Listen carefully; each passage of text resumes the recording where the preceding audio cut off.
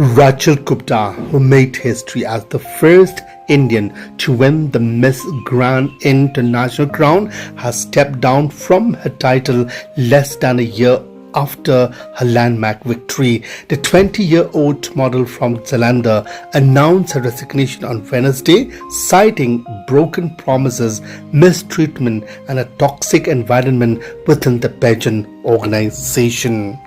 She says, and I quote, "It is with deep regret that I share this news. I have made the decision to step down as Miss Grand International 2024 and return my crown.